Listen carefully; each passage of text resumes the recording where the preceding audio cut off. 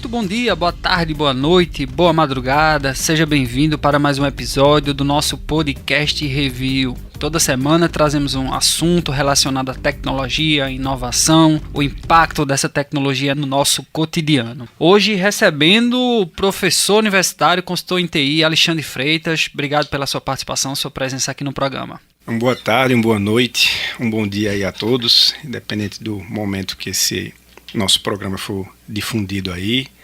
Eu queria agradecer a participação aqui do programa e falar de tecnologia, para mim, é algo maravilhoso, porque temos um entendimento que é algo que muda a vida das pessoas, né, e muda para melhor. Então, é muito satisfatório estar aqui. Gostaria de agradecer o convite da TV Jornal, junto com o meu amigo Wagner Salles e meu amigo Giliardi aqui. Vamos falar e debater um pouco de tecnologia. Bacana, e para dar aquela pitada sempre especial no nosso programa, tem que ser ele, Wagner Salles, claro. Chegou eu com as perguntas mais óbvias do planeta, mas que todo mundo quer saber. Exato, e hoje a gente vai fazer um mix aqui, né? Indústria 4.0, vamos novamente discutir também sobre internet das coisas, IoT, né? A sigla aí. Falar um pouco também sobre um movimento maker que vem sendo muito falado aí no meio. Que eu acho que o brasileiro é especialista nesse movimento aí, né? Isso, Alexandre? Sempre foi, né? Sempre foi. Você está ouvindo Podcast Review. Muito conhecido como Do It Yourself, faça você mesmo.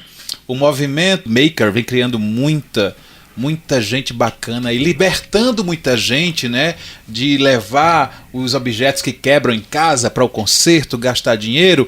Mas aí vem aquele medo, né, bicho? Faça você mesmo.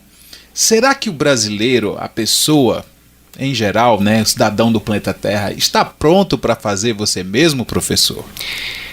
Bom, Wagner, eu tenho um entendimento que acho que é notório para todos nós aqui, que o brasileiro ele é um dos indivíduos mais criativos que eu acho que existe nesse planeta, né? Você, quando imagina que já viu tudo nessa vida, mas você vê um brasileiro lá que se destaca com algo que nunca nós vimos. Então até tem aquele velho jargão, né, que o brasileiro deveria ser estudado pela NASA, né?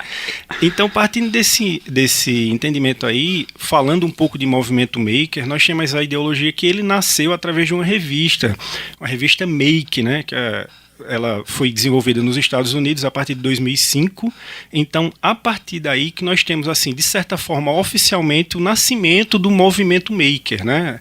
Mas óbvio que antes disso já várias pessoas, até porque existe essa cultura que veio dos Estados Unidos, que é nas garagens, né, do norte-americano, eles sempre têm ferramentas, eles sempre têm acesso a isso, até porque ferramentaria lá nos Estados Unidos é muito barato, eles têm muito acesso a isso.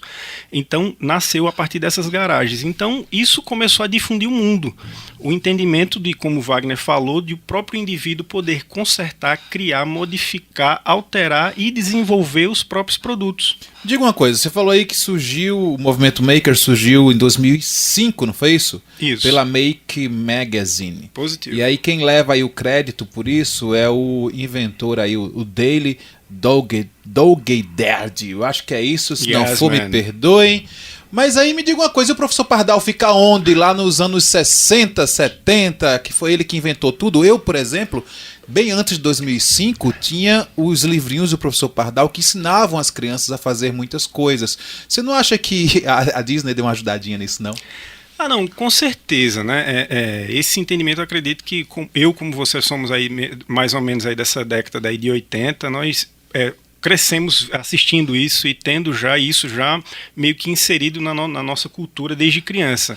Então isso é um despertar. Isso aí já era um movimento fraco do que nós temos hoje. Tá entendendo? Então, o que eu vejo? Eu vejo o que nós estávamos discutindo aqui, que há uma disruptura na sociedade, né? Hoje a sociedade está passando a um ponto de que vários produtos, vários materiais que eram feitos em indústrias com máquinas enormes, hoje está mais acessível. Se você for ter um entendimento mesmo de uma impressora 3D, quando ela foi desenvolvida, ela custava $50 mil, cara. Então isso, para nós, como usuário final, ter isso em casa era assim, quase impossível. Hoje, com aproximadamente 4, 5 mil reais, você compra uma impressora 3D. Então, assim, está passando a ser factível nós, usuários, fazermos objetos em casa. Alexandre, o maker, ele é considerado uma profissão ou um hobby? Justamente, veja só, Giliardi, hoje ela está sendo vista ainda como um hobby. Nós não temos ainda um profissional, uma profissão maker. Até porque, se você for ter um entendimento, eu não sou tão velho, tá, pessoal? Mas eu já tenho 19 anos trabalhando aí na área de tecnologia. Começou aos 5.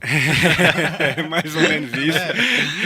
Então, o que ocorre? Quando eu fui mesmo fichado, não existia a profissão de técnico em informática, né? Eu fui fichado como técnico em eletrônica, para você ter uma ideia de como é novo a tecnologia no nosso meio, principalmente no nosso país, que nosso país também é um país jovem, né? Então, eu fui fichado como técnico em eletrônica, porque não existia a profissão. Então, eu acredito que esse entendimento de maker como profissão, eu acho que está um pouco distante ainda, pelo menos é uma opinião pessoal minha. A atividade maker, a gente pode dizer que é inovação e tecnologia sendo aplicada em algo, ou é mais um arrumadinho para conseguir contornar alguma dificuldade e resolver um problema? Não, olha, no patamar que nós estamos hoje, com equipamentos, como eu falei, mais acessíveis, você pode ver que hoje não é só um arrumadinho. Hoje nós temos, como eu falei, a impressora 3D, nós temos cortadeiras a laser com preço acessível, nós temos cortadeiras computadorizadas com preço acessível, sem contar que a ideologia maker, que eu quero deixar isso bem claro aqui, é um movimento, como é que eu posso dizer para vocês? Colaborativo. Por exemplo, existem vários projetos na internet, existem vários projetos em que a ideologia maker é isso, é colaborar. Eu vou lá, eu altero um projeto que você desenvolveu, Giliardi, dando melhoria a ele. E a comunidade maker ela é bem unida no Brasil, né? Muito, muito unida. Isso nós temos aí vários makerspaces, nós temos aí vários Fab Labs aqui já no Brasil, entendeu? Em Recife tem, né? Tem, no Passo Alfândega tem um Fab Lab lá. Então, assim, a coisa, nós estamos até, eu creio que o Brasil está vendo isso com outros olhos, porque está vendo que a coisa está se difundindo, veio para ficar e, assim, é algo que a população está gostando, a população está abraçando. E nós podemos falar também disso na educação, né, Wagner? Podemos sim, mas deixa eu fazer uma pergunta antes de a gente chegar na parte da educação, que isso é muito importante falar também. Eu queria saber do impacto que isso gera para o meio ambiente, você, assim, aumentar a cada dia mais a cultura maker no planeta. Pronto, Wagner, bem interessante que você me perguntou agora. O que acontece? A ideologia maker, que é fazer coisas e alterar coisas, né? Eu posso dar o termo de coisas. Vou lhe dar um exemplo nosso agora recente. Eu sou professor no Colégio Diocesano aqui de Caruaru e nós temos uma turma, nós criamos desde 2014 uma turma de iniciação à tecnologia. O que seria iniciação à tecnologia? Se eu tenho um entendimento que tecnologia está em tudo, em todos os processos, porque o que é tecnologia? É um facilitador. Tudo que nós fazemos, sempre fizemos, podemos fazer sem tecnologia. Só que se colocarmos tecnologia, faremos melhor e otimizando tempo e dinheiro e etc. Então, o que acontece? Nós tivemos esse entendimento lá na instituição de que inserir tecnologia para que os alunos comecem. Se aquele aluno meu, mesmo que ele não queira trabalhar na área de tecnologia como profissão, mas se ele for um advogado, na advocacia ele vai ter tecnologia. Se ele for engenheiro, ele vai ter tecnologia, e assim sucessivamente. Então, eu quero antecipar esse jovem a ter o conhecimento de tecnologia, o que é um hardware, o que é um software, o que é segurança da informação, o que é um roteador de equipamento sem fio. Quando eu chego no aeroporto, que eu peço aquele usuário a senha e eu entro naquele roteador, aquele processo que é feito. Então, a partir de 2014, o que nós fizemos? Começamos a ver problemáticas na instituição que nós pudéssemos resolver com tecnologia. Esse ano, nós pegamos sucata computacional, que é respondendo à sua pergunta, né? Sim. Nós pegamos coisas que iam para o lixo e o que nós fizemos? Transformamos isso aí em jogos eletrônicos. Pegamos vários computadores que iam para o lixo, que eram computadores da instituição, que não teriam mais uso.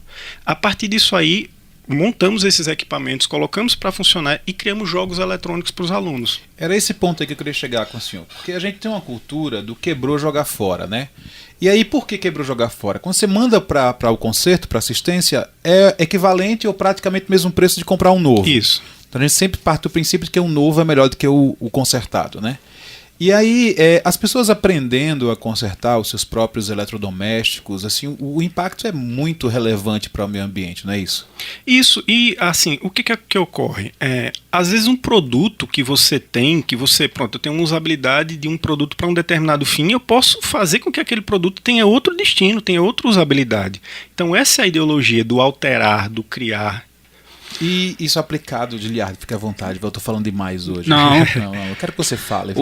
O programa é para esse debate, essa discussão. A gente tira a dúvida, a gente costuma dizer que a cada episódio a gente tem uma aula e realmente um aprendizado fantástico que a gente sai aqui de cada episódio. Você pode falar. Como é que isso é aplicado na educação? Não, óbvio que vai haver as aulas, vai ter aula para os meninos aprenderem o que é hardware, como você falou, né, o que é software e tal.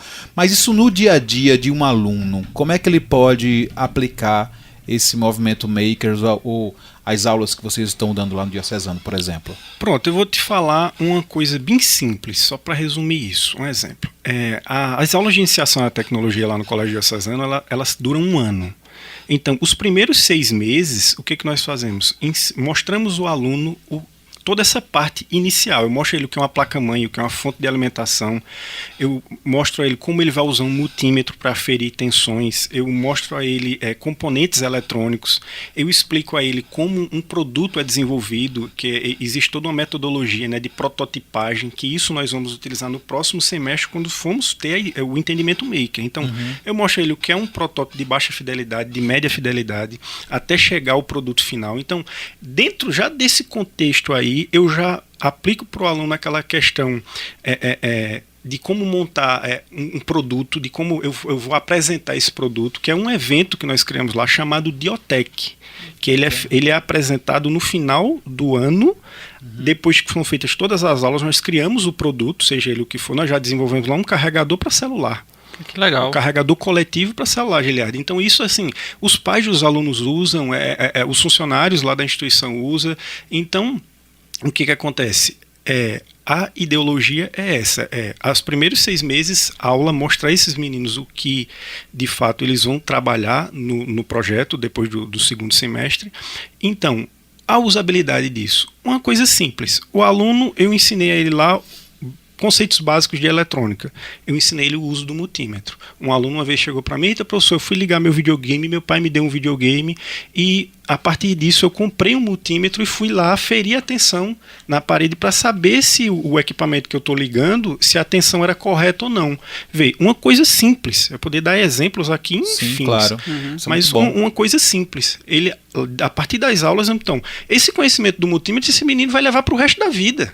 Exato. Qualquer equipamento que ele for ligar, o que ele for utilizar, ele vai saber o uso do multímetro, as escalas do multímetro, que é uma corrente contínua, que é uma corrente alternada. Então, respondendo a tua pergunta. Muito bom. Olha só, para você que está nos ouvindo agora. Faça você mesmo no Google, origina mais de 195 milhões de resultados. Liga aí. Então, tem então, muita... todo mundo quer fazer, né? Exato. Quer fazer, quer mexer, quer consertar. Professor, qual foi o maior maker que o senhor já fez na vida? Qual foi o maior conserto aí que o senhor já fez? Que o senhor fica aí orgulhoso de ter feito. Eu construí essa aeronave, esse carro aqui zero foi eu que fiz. Me diga aí. Veja só, eu talvez, Wagner, eu não digo nem eu, né? Eu me orgulho muito dos meus alunos, porque eu pego uma ideia e assim, eu levo para eles e eles compram aquela ideia de maneira a fazer aquilo com afinco, com amor. O maior, assim, projeto que nós desenvolvemos lá foi um carregador de celular que nós fizemos móvel, porque hoje nós já temos 2 lá na instituição.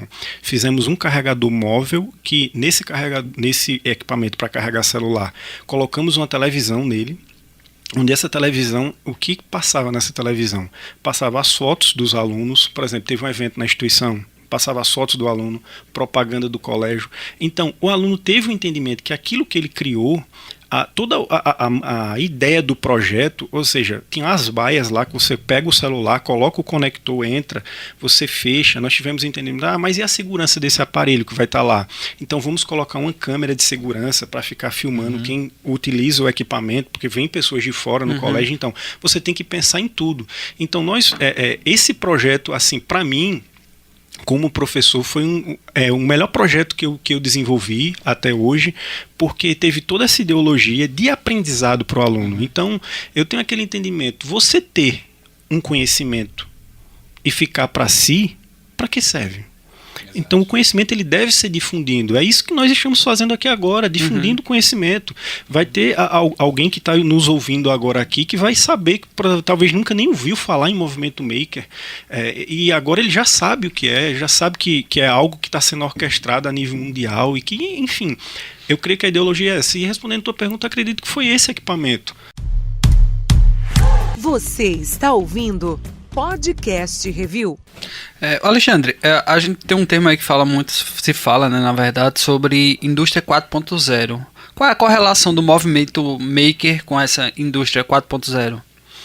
Pronto, primeiro nós temos que ter o entendimento da indústria 3.0, né? A indústria 3.0 ela foi a mecanização e a robotização dos processos industriais.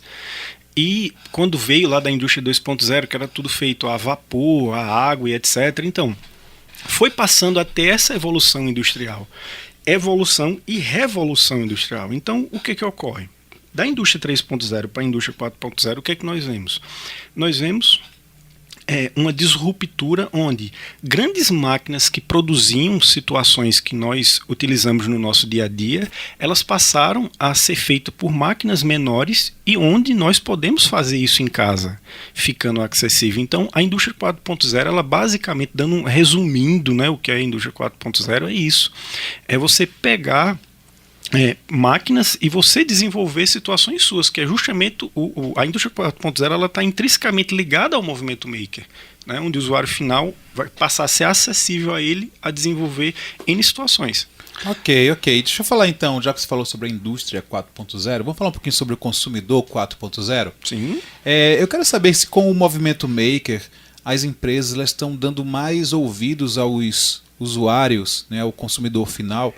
Eu não gostei daquele botão naquele lugar na televisão. E aí, de alguma forma, eu consegui mudar tal. E aí a indústria percebeu e foi lá e trocou. Isso acontece também?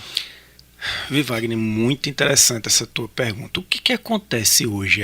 Eu fiz mestrado em desenvolvimento de artefatos digitais. E a partir daí, nesse meu mestrado, eu aprendi bastante situações que ocorrem no processo industrial. Tais como...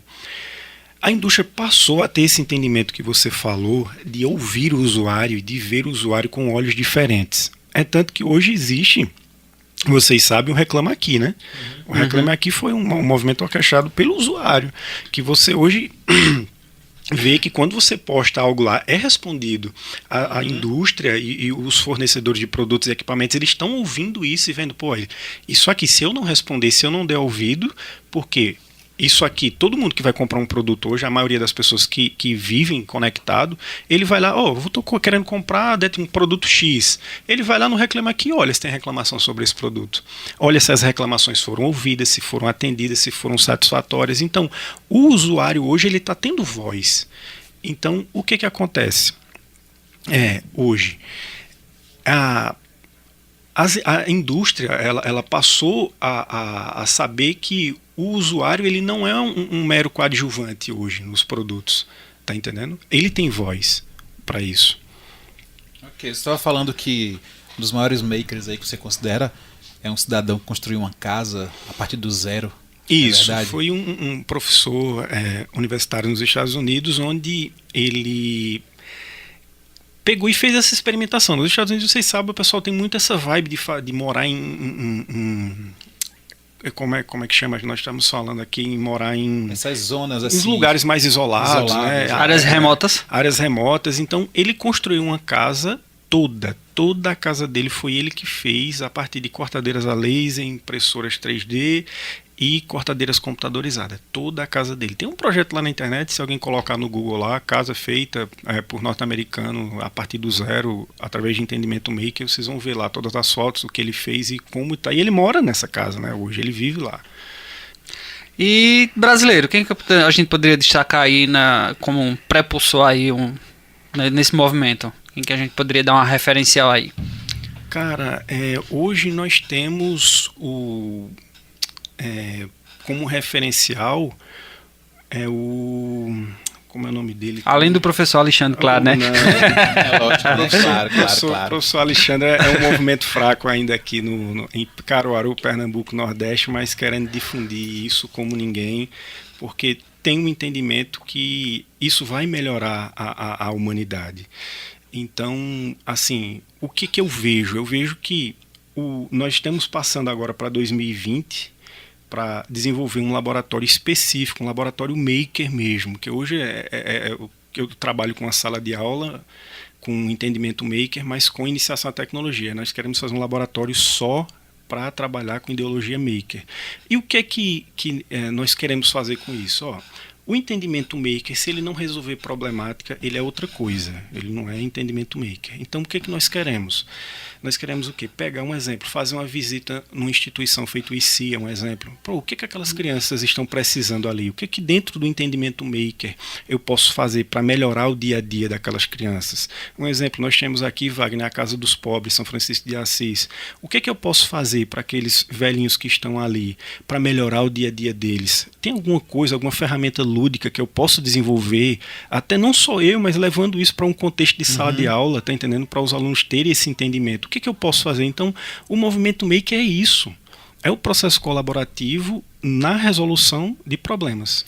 Muito bom. Eu estou lendo aqui que tem a Pandora Lab, que fornece tutoriais em português e comercializa kits para a fabricação de produtos.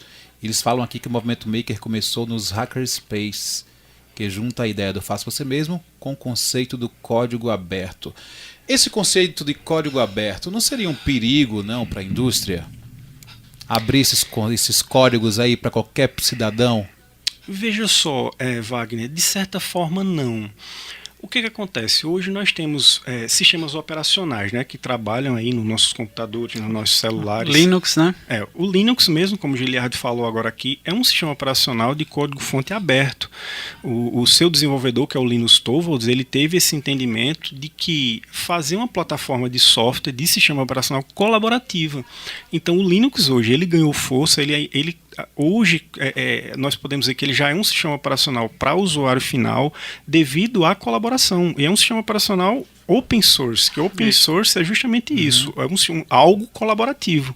Então, quando alguém desenvolve algo e deixa o seu código-fonte aberto, ele quer que aquilo cresça. Mas aí sabe qual é a minha preocupação enquanto consumidor final? É que muita gente meteu a mão, muita gente foi lá, refez um pedaço, o Giliardi fez outro, eu fiz outro, e aí alguém foi lá e disse, está pronto.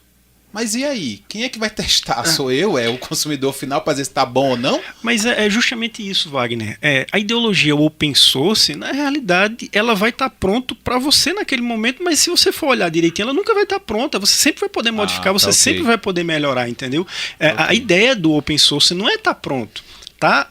Por exemplo, eu tenho usabilidade nisso, ele está usual, eu posso usá-lo, mas pronto nunca, entendeu? É feito você pegar, não, eu vou construir um prédio, é uma torre de Babel da vida, né? Vai fazendo, então isso é quase que não tem fim. É sempre em modo beta, né? Sempre em aperfeiçoamento. Exatamente, essa é a ideologia. É o conceito de compartilhamento de conhecimento. As pessoas produzem algo, lança, até dependendo, para mim, aquilo vai estar num padrão bom, mas quando você usa, você começa a identificar que há algumas coisas que você pode melhorar. Então, se aquilo está aberto, poxa, você mesmo vai poder chegar lá e fazer.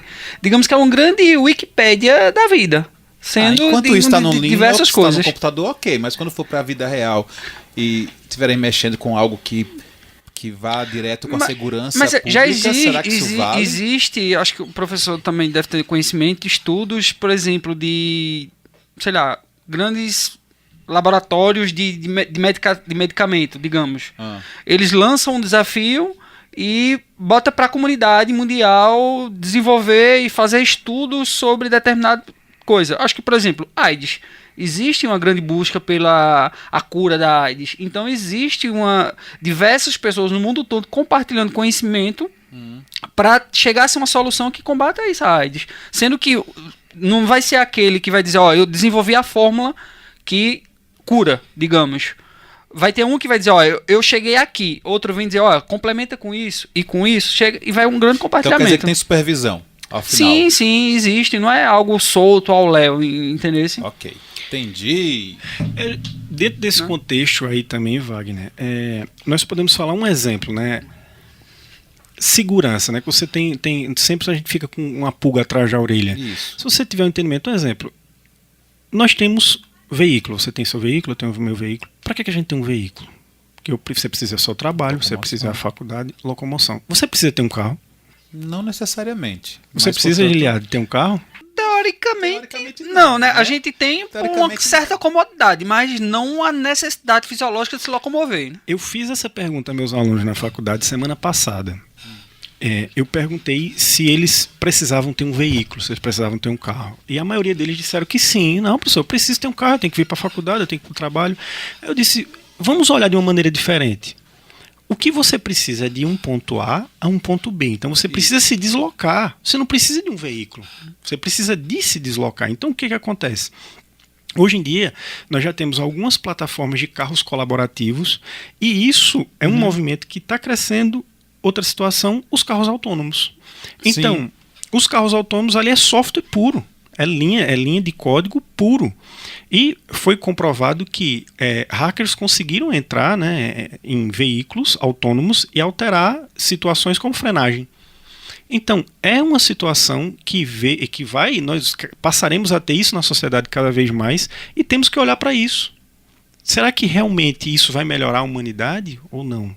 Qual o impacto disso? Mas veja, você tá aí com um carro que ninguém dirige, que ele vai sozinho, vai e volta sozinho, e aí alguém vai lá e mexeu no carro, né? Deixou ele um pouco diferente do que os outros. Isso não vai alterar o sistema de segurança da população?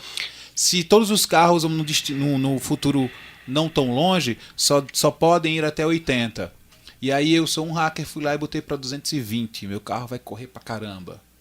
E aí, o restante da população? É isso que é o meu medo, sabe? Desse movimento maker, todo mundo chegar e meter a mão e fazer acontecer. Óbvio que vai ser uma coisa que não dá pra você frear. Vai acontecer.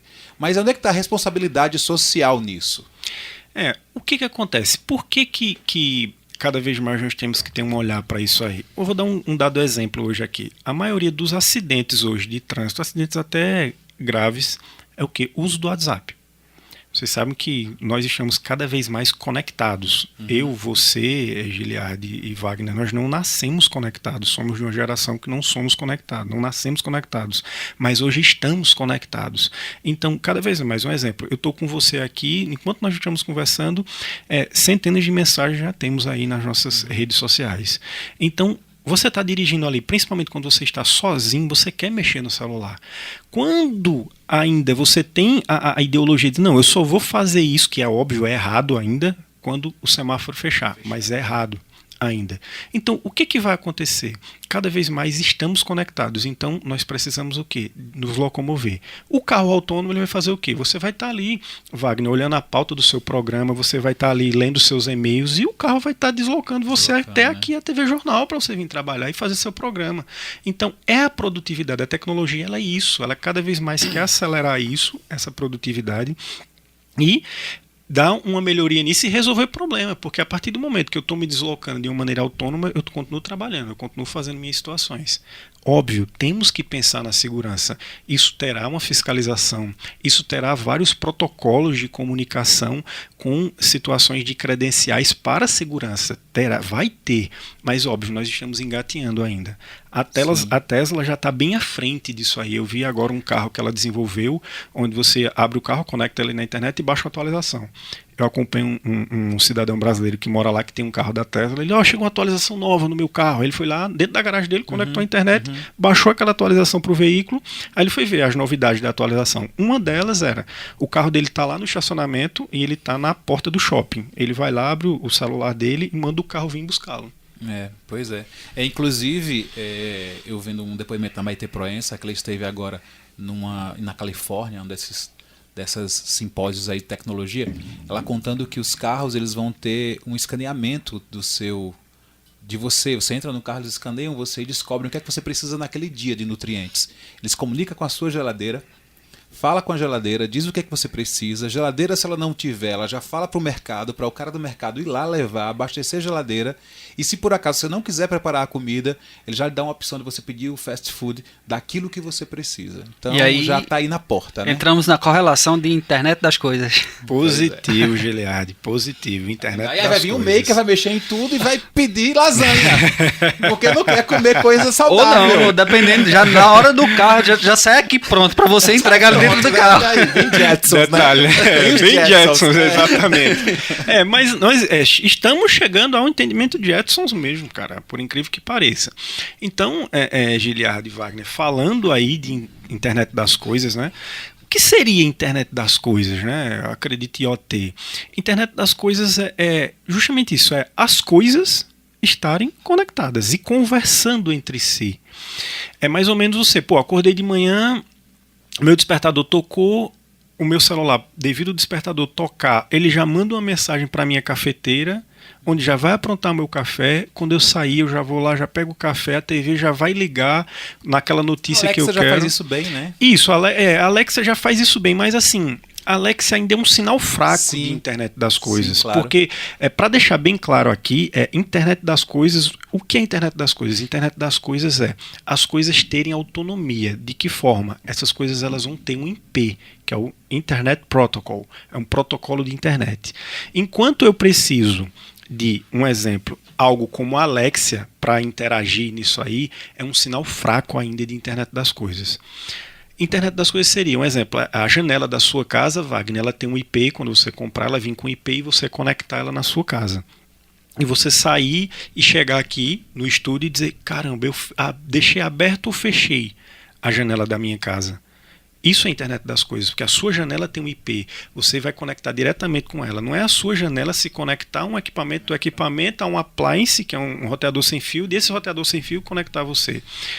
Então, basicamente é isso. E internet das coisas também, o que nós podemos ter um entendimento?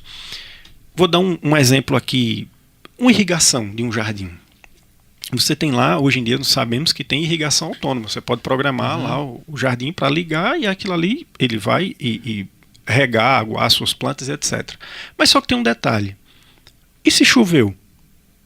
E se você tem uma planta que essa planta ela não pode receber muita água? Então, o que a internet das coisas é? Ela veio resolver isso. Ela veio dar conectividade e inteligência às coisas, né? Eu posso falar, tem aspas, às coisas. De que maneira? Esse meu equipamento ele vai estar conectado à internet, ele vai receber a previsão do tempo e vai saber, olha, hoje a previsão do tempo diz que vai chover. Então, você está programado para iniciar às 10 horas da manhã. Vamos aguardar mais 4 horas. Se não chover, aí sim eu aciono. Vocês estão entendendo como é fantástico? Fazendo um paralelo com Homem de Ferro, seria a Javes, a casa conectada. A Javes rapaz. Mas aí você chega aí com o visionário que é o Steven Spielberg, que lança o IA e dá em merda. Né? Isso. E aí a gente precisa também criar esses makers que estão nos ouvindo agora. Façam como o Batman, entrem na Liga da Justiça, mas criem protocolos para desativar qualquer super-herói. Né? Eu acho que com a tecnologia também tem que ser assim. Não, com certeza. Então, o que nós vemos é isso. Toda essa inteligência, né, que a própria inteligência artificial mesmo, eu tive lendo uma matéria recentemente que o fundador da Tesla foi falar com o pessoal da Google, né, com o Sir Brian, que eles têm, o Google tem um laboratório chamado Laboratório X, né, onde eles desenvolvem N situações. E ele disse em um artigo, eu fiquei com medo do que eu vi, falando de inteligência artificial. Então, é justamente isso. Vários, hoje, robôs que nós temos já na internet, onde você começa a conversar com ele, você não sabe mais se é um robô ou se é uma pessoa que está lá do outro lado. Para você ter um entendimento do nível que a inteligência artificial está chegando. Né? Como todo mundo sabe, inteligência artificial é uma inteligência que ela aprende com os seres humanos e começa a replicar aquilo. Pronto, eu comecei esse programa de hoje falando que não gostava muito dos hackers e tal, mas agora Deus salve os hackers, né? Porque senão eles vão salvar a gente dessas inteligências doidas quando elas endoidarem aí e quiserem levar o planeta. Olha aí, professor, caminhando aqui para o final do nosso programa de hoje, A gente sempre costuma perguntar para os nossos convidados como é que ele tem uma percepção dos próximos dias em relação ao tema debatido. A gente não fala daqui a anos porque o espaço de tempo hoje em dia é muito curto, né? As coisas podem mudar muito rápido. Daqui a 5 minutos, algo que a gente estava achando que era de inovação já passa a ser obsoleto. Então, dentro da tua perspectiva, o que é que tu avalia aí nos próximos minutos da nossa vida aí, digamos? Tendo até, eu acredito, Giliard e Wagner, um entendimento até filosófico aí, a partir da sua pergunta, eu tenho um entendimento que a partir do momento que a gente pisca o olho, nada é como foi, né? Então o mundo está em constante processo de evolução. E nós, seres humanos, temos que acompanhar isso cada vez mais. Inovação, o que eu vejo hoje como inovação? Inovação é você pegar algo e melhorar aquilo. Eu falo para os meus alunos sempre que eu digo, velho, eu não quero inventar a roda, eu não quero que vocês inventem a roda já foi inventada, eu quero que vocês melhorem ela, eu quero que vocês façam algo que a roda que ninguém fez ainda, que ninguém pensou, mas pegando a partir de situações que já existem. Então essa é a ideologia. Então o que eu vejo para o futuro, para os próximos minutos, aí como você mesmo citou, não vamos nem jogar aí anos ou meses. Eu vejo que o indivíduo, ele como um todo, se ele não acompanhar essas mudanças, isso a nível profissional, isso a nível você mesmo na sua casa, no seu lar, você passará a não estar cada vez mais conectado à sociedade, né? Porque nós temos um entendimento aqui que nós vivemos em uma sociedade onde nós damos algo e recebemos algo. Então, para eu receber algo da sociedade, eu preciso doar algo à sociedade. Então, inovação vem a partir disso aí. Então, o que eu posso dizer é que nós temos situações fantásticas aí, principalmente a partir da educação. Eu tenho apostado muito nisso. Eu gostaria que nossos governantes vissem isso aí, que se o caminho que nós temos, que vários N países aí que optaram, eu vou parar o país e vou investir em educação, são países melhores. Nós temos uma ideologia do Chile aqui do lado mesmo, o processo de educação do Chile, tanto que eu não sei se vocês sabem, mas o indivíduo do chileno, ele não precisa de um visto norte-americano para entrar nos Estados Unidos. Por quê? Porque os Estados Unidos vê que todo chileno ele vai para os Estados Unidos, mas ele volta, ele não quer ficar lá, porque o país dele é bom. Então eu quero um dia, vendo isso através de tecnologia, a mudança no meu país, através da educação e com o uso da tecnologia. Acredito eu que a minha ideologia é que tecnologia da informação seja uma matéria feita português, matemática, química, biologia, que esteja na grade curricular do aluno. Então eu acredito que basicamente é isso. Perfeito. Ok, né? E vamos lá, Giliard, eu quero ver você agora consertando o liquidificador da sua casa. Rapaz, eu já sou meio curioso. Na minha infância eu tinha mais essa curiosidade de querer desmontar algo e montar, já fazia minhas peripécias, querer fazer meus Frankenstein da vida, eu tive essa curiosidade. Hoje em dia nem tanto, por causa de outras coisas. Algum Frankenstein seu não, só no imaginário. Você gritou lá, it's alive, it's alive. Só no imaginário. Valeu, pessoal, até o próximo episódio. Professor, obrigado pela participação, pelo esse compartilhamento de conhecimento, de conteúdo aqui. Acredito eu que foi uma verdadeira aula, não só para nós, mas com todos os nossos ouvintes aqui do Podcast Review. Eu gostaria de agradecer ao meu amigo Wagner Salles pelo convite, ao meu amigo Giliard. Professor é marombeiro, viu? Antes de acabar dessa informação, e o cara treina todos os dias, viu? Foi assim que a gente chegou a essa pauta na academia. É verdade. Tem que ser, né? A partir do entendimento de que se nós temos uma alma, temos que ter um corpo para sustentá-la, né? Então, exercício físico é feito tomar banho, tem que ser todo dia. Então, voltando às minhas considerações finais aí, gostaria de agradecer a participação aqui de vocês, esse espaço aberto para difundir e falarmos de tecnologia para a sociedade, e estou aberto, que vocês precisarem sempre, é uma satisfação enorme estar aqui e falar de tecnologia. Obrigado e um abraço a todos. Maravilha! Esse foi mais um episódio do Podcast Review. Hoje a discussão, a gente tratou um pouco mais sobre movimento maker, indústria 4.0, internet das coisas. Então, só lembrando para você, toda quarta-feira tem episódio novo disponível no portal NE10 Interior. Para acessar é só ne10interior.com.br. Também O conteúdo está disponível no seu agregador de áudio predileto, então você pode acessar no Spotify, Deezer, Apple Podcast, Google Podcast, Hear This e outras plataformas. Quer contribuir com o nosso conteúdo? Manda sua dúvida, crítica, sugestão. O e-mail é podcast@tvjc.com.br. Um forte abraço e até o próximo episódio. Valeu!